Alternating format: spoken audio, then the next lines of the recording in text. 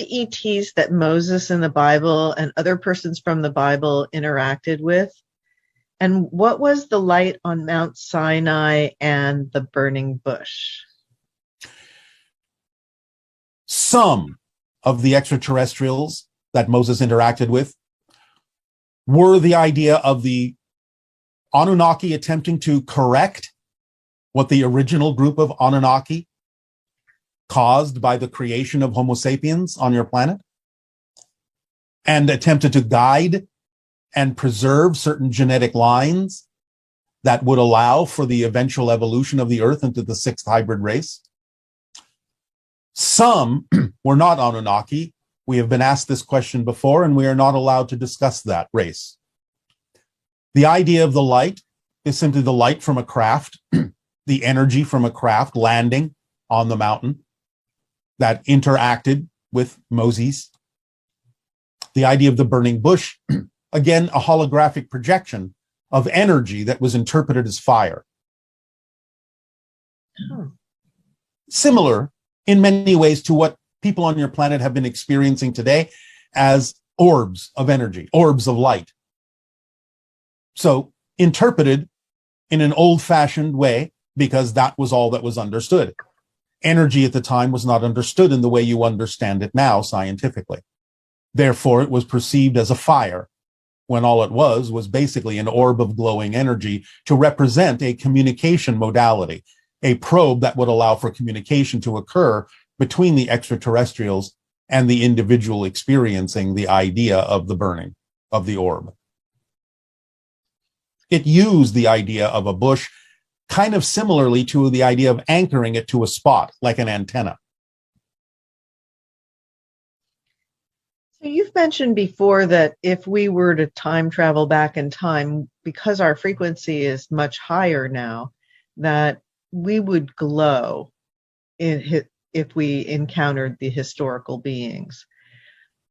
You would appear to them to glow, yes. Yeah. So did Jesus appear to glow also? From time to time, yes. This is what is usually referred to as the Transfiguration in your religious doctrines. The idea that he was perceived as being surrounded by a glowing aura. And this person is saying, I'm left with a distinct impression that virtually all angels described as light beings that came from the sky and the stars in most religious doctrines are actually highly advanced aliens from other civilizations that have visited Earth. Is that correct? Not all, but most. Extra-dimensionals, extraterrestrials, beings of higher frequency, but sometimes spirit beings as well that can manifest themselves to appear as if they are physical when they may not be. So it's a variety of things, yes. Okay. And this person's asking about ancient Greece. I'm currently being taught in universities that Hera was oppressed in relation to Zeus, and that women were not respected in ancient Greece or any other parts of the world. My intuition tells me that's wrong, especially since there were like temples to Hera and things like that. So did the ancient Greeks truly view Hera as a goddess? Yes. The idea again represents the struggle that humanity has gone through with regard to the idea of the balancing of the male and female energies. Now, yes, you are correct. This is not true at the time for the entire planet. Different portions of the planet, different cultures on your planet have gone through things in different ways at different times with respect to the balancing of the male and female energy. But definitely there have always been portions that did respect the balance and express the balance, or at the very least did respect the feminine energy. And as you say, as you point out, erected temples to demonstrate that fact. So it's not really just as simple as everyone doing the same thing on your planet at the same time. And are Metatron, Thoth, and Hermes the same archetype? Thoth and Hermes are similar in vibrational energy. The idea of Metatron is something different. Metatron is more of an archetypal representation of the underlying template of reality as you experience it, more of a geometric format, more of an expression of the foundation upon which you build consciousness to create certain reality experiences. You've spoken about Atlantis, but I heard about Mu Lemuria for the first time from your channelings recently. Can you provide us with information about them beyond the idea that they were rivals with the Atlanteans? Well, they weren't really rivals in the sense that you might mean that today. The idea is that Atlantis was an offshoot or a colony eventually, but you have to understand that Mu existed in the Western South Pacific Ocean, and by migrating to what you now recognize as North America, were responsible for creating many of the indigenous cultures in North, Central, and South America that eventually migrated across the continent to create Atlantis as a colony that existed much, much later than Mu. While some Lemurians still existed, at the beginning of Atlantis, almost none existed by the end of Atlantis because of different changes physiologically, geologically that took place on your planet that broke up the land masses in what you now consider to be the Eastern Asian areas, South Pacific areas, creating islands and so on and so forth that used to be connected when the oceans were much lower. So the idea of Atlantis came much, much later. And the water erosion on the Sphinx has caused some people to theorize it was built when the environment was more jungle-like. Yes. What did the Sphinx look like after its initial construction? And, what were the features of the face? And was it painted or decorated in any way? It was painted and decorated, and it featured the idea of Anubis. You have still representations on your planet of many different depictions of Anubis reclining, in a sense, like what you would consider a canine to be sitting on the floor, all four paws down, sitting on top of a box. The idea is that the structure was a large representation of Anubis. The representation of the chamber upon which Anubis sits are the underground chambers underneath the Sphinx. And the resistance that at the university level of any kind of exploration of the Sphinx and the erosion and the things that indicate that it's older than they originally thought, is that correct, that it is much older than they thought? Yes, it goes back to at least 10,500 BC, as you say, because the idea is that it was built around the same time as the Great Pyramid and certain other structures on your planet that acted for the purpose of preserving information that was destroyed in Atlantis. Yes, which leads to this question. This person is saying that they love books and that things like species that go extinct here and libraries that have disappeared, and such as the Library of Alexandria, the Mayan libraries, all that have been destroyed. Have these been actually taken to other locations to preserve them? And if they hadn't been destroyed, what would our civilization be like now? Some of the information, not all, has been preserved in other locations, some of which you have found and some of which you have yet to find. If the Library of Alexandria had not been destroyed, you would certainly consider Atlantis to be part of your history. That's one change that would have happened, because there was a lot of information about that culture preserved in the Library of Alexandria. Some of that information still exists in other places, some of which we have just mentioned in terms of chambers under the Sphinx. But the idea also would be that your technology would be somewhat different as well, and would be more based on the idea of vibrational resonance at this point, rather than the idea of the polluting technologies you have been using. Are any of these libraries have material taken off planet in a sense by other ETs or anything like that to preserve them, or no? Well, that was really not necessary because, as we have said, one of the great gifts humanity will be given when you start to really have open contact is that you will be presented with a device that will actually show you the full range of your history. So through the observations that have happened from extraterrestrial and extradimensional sources, it wasn't really necessary to absolutely preserve the information that existed on your planet, although some of that was done, but not that much, because the extraterrestrials already had, through their observation of you for thousands of years, already recorded all of your history and didn't really need your version of it for the most part. Some of it was preserved for, shall we say, sentimental or nostalgic reasons, but that's not because the extraterrestrials needed to preserve it. They already had all that information recorded in their own devices. And again, that will be presented to you when open contact is fully established with your planet. You will be given back your full history. And what can you tell us about the Egyptian goddess archetypes Bastet and Sekhmet? Do they have any ET connections? And what does it mean when they keep showing up symbolically in somebody's life over and over again?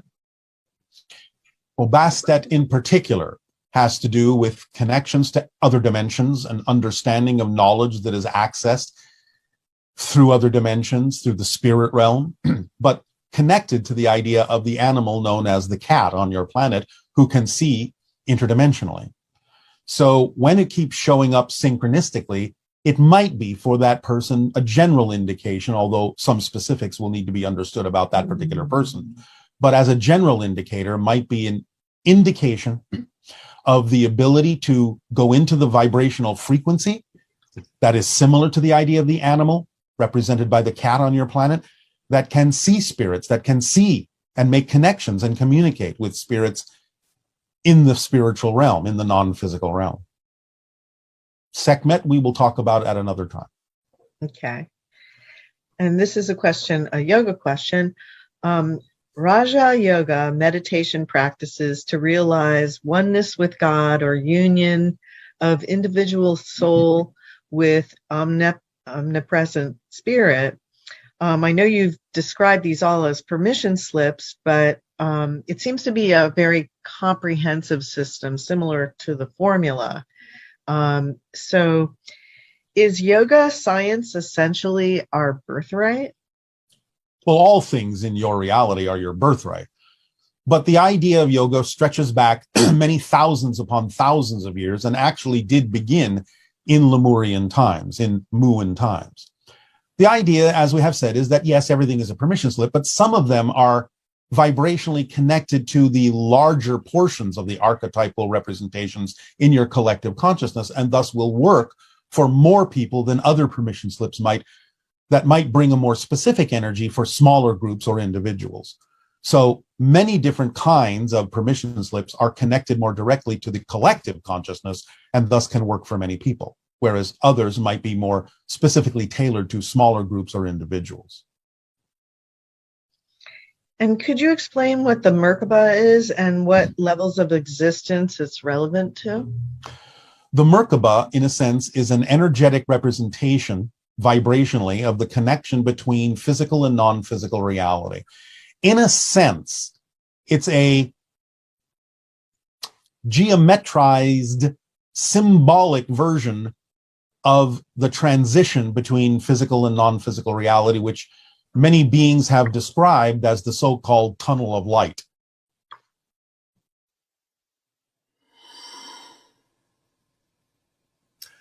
Good day. This transmission is called the Archetypes of God. And what we mean by this is you have many names for the idea of what you call God. God, Goddess, Allah, Jehovah, Tetragrammaton, the light, the I am that I am, Wakantanka. It doesn't really matter what it is that you use as a name to identify the concept of all that is. But it is important to understand that all of these names represent different archetypal expressions, different angles and different perspectives of the same one thing, so that all of your apparently separate religions, no matter how they present themselves, no matter how many symbols they use to represent the idea of God or aspects of God, are all talking about the same thing, but from different points of view that serve the uniqueness of the culture in which they live. But the idea is to understand that it all comes from source, it all is within the light. And the light, source, all that is, expresses itself in all these ways in order for there to be sufficient symbols for all the different cultural experiences on your planet, all the different individual experiences even within a culture on your planet. As we have said, the misinterpretation of what you have called, in one particular Judeo-Christian culture, the Ten Commandments, are really the messages that were delivered in a very different way that have been misunderstood, misquoted, because of the level of understanding that existed in the culture at the time. And the so-called First Commandment, I am the Lord your God, thou shalt not have false gods before me, really was a mistranslation and a misunderstanding of the idea that really would be more accurately represented as, I am that I am, and all reflections are me, therefore none can be false before me, for I am all that is. So the idea is to understand that all that is presents itself in a variety of archetypal forms, the father energy, the mother energy, God, Goddess, all that is, as you sometimes say. And these serve various functions and translate into your reality as, shall we say, smaller representations of all that is that are specifically designed to deal with specific cultural differences, specific ideology differences, specific individual interpretations and differences. Fundamentally speaking, the archetypes are all that is way of making sure that no matter what angle you approach all that is from, you will have a symbol and a representation that can serve your unique perspective. They are all true parts of all that is, because there's nothing outside of all that is. Anything you can experience as an archetypal representation, or even when you assume it is the entire representation of all that is true and accurate, because all that is everything that can possibly be. There's no outside to it. There is nothing that is not it. So it doesn't really matter how you relate, what relationship you form with the idea of any presentation of all that is, any idea or formation of the idea of God, be it the old man with the long beard, be it the idea of the Virgin Mother, be it the idea of a rock or a mountain. It matters not to all that is, because all that is all those things, and more, beyond even your imagining. For all that is in its archetypal presentations also forms the symbols that are relatable to not only your particular human culture, but many cultures throughout the cosmos, throughout infinity. Anything and everything being a reflection of all that is, has its own way of understanding the presentation of archetypes from source, has its own representations that make sense to their cultures. So there are an infinite variety of presentations of all that is, but it is still the same one thing fundamentally. But as you expand your consciousness and start to realize that all of these are different faces of the same thing, as many people on your planet have expressed, the 9 billion names of God are still representative of the same one thing in the holographic, multidimensional presentation that it can use to present itself. Then you start to allow those differences to sort of melt away, except for the parts you feel you need. and allow yourself to have a direct relationship, more directly, with Source, without necessarily needing it to be anything but the light. And in that light, you feel the vibration of the eternal existence that it is, the vibration you translate as the unconditional love of God. This is the vibrational frequency of existence itself. It is unconditionally supporting, unconditionally loving. And the idea is that there is no judgment in this. There is no expression of the negative in this.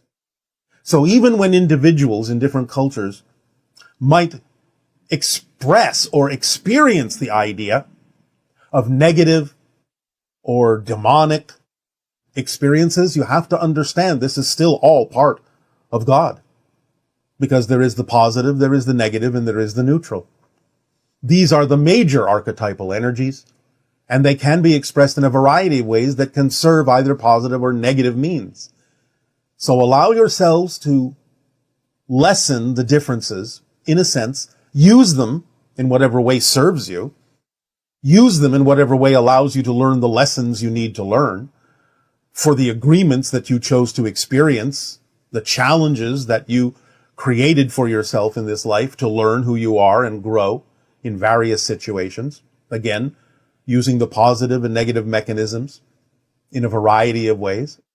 For ultimately, again, when you return to spirit, when you remember more of who you are, it will just be an experience. You will experience the archetypal expression of your life, which is another archetypal expression, because each and every one of you is unique, and you form your own archetypes for others to connect to draw upon, to download information from and experience from, the archetype that you are of all that is, because everyone is all that is, experiencing itself as all of the individualities that you believe yourself to be. So you are also an archetype of all that is, an archetype of God, experiencing itself in a unique way, knowing itself from a unique perspective. There will be more about this concept in a future transmission, in a way that you can more readily apply in your physical reality experience.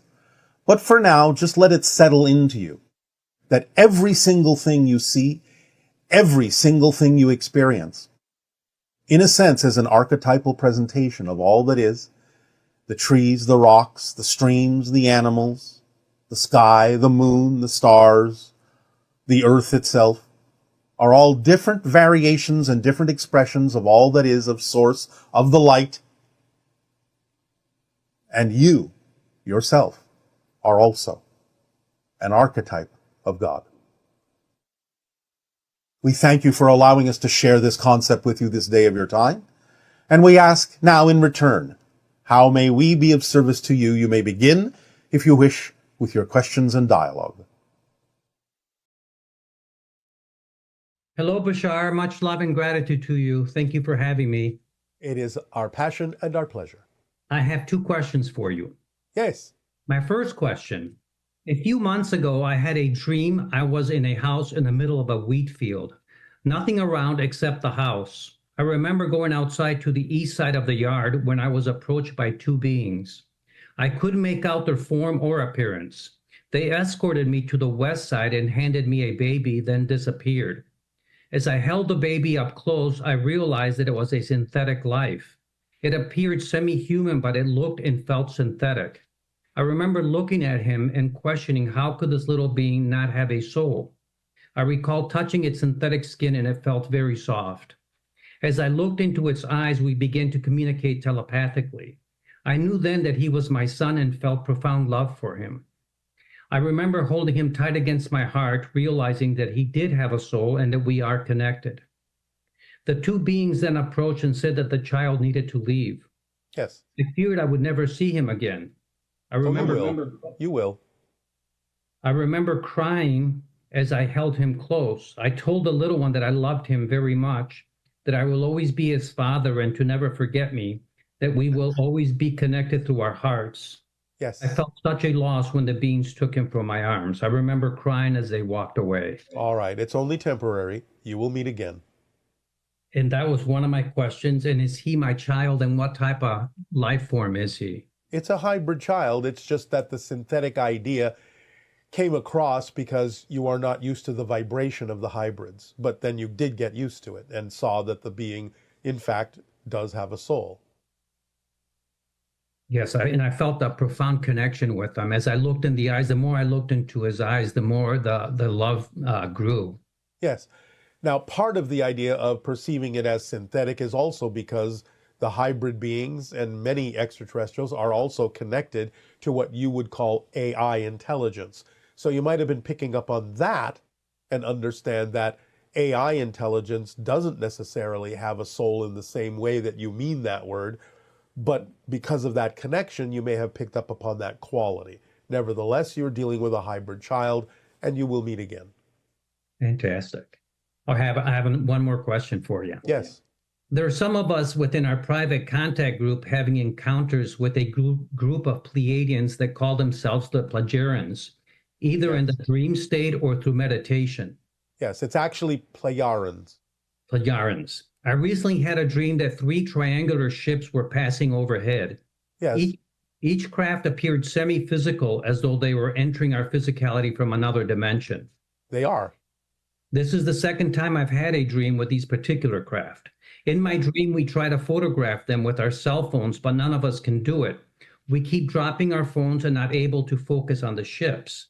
Then I'm instantly taken inside one of the craft. I recall seeing male and female beings dressed in blue uniforms. Then I'm back outside observing the ships as they pass over the horizon. Suddenly, I sense an attempt by one of the female beings trying to communicate with me. She seems to be using another being as a conduit to facilitate the connection. She tells me that she cannot communicate with me directly because we are at different frequencies. Yes. She then shows me a 3D picture of this metal rod-like structure with threaded ends, each having different thread sizes. I remember trying to insert different screws to fit the ends without any success. I felt this to be symbolic of a type of conduit, and connecting the right screws would allow for a common ground for communication. Yes. And my questions are, did I make contact with the Plearans? Is that how you pronounce it? Yes. Pleiadians, Plearans, same difference. Plearans, okay. And did I spend time inside their ship? And what's your take on the conduit? Yes. The conduit is a symbol of the idea of making an attempt to connect, but finding something that would act as a connector between your vibration and their vibration. And what would that be? It's the way you interpreted it, but it's also part of their technology. And the screws symbolize? Making the connection, finding the right way to make the connection. Any suggestions on that, Bashar?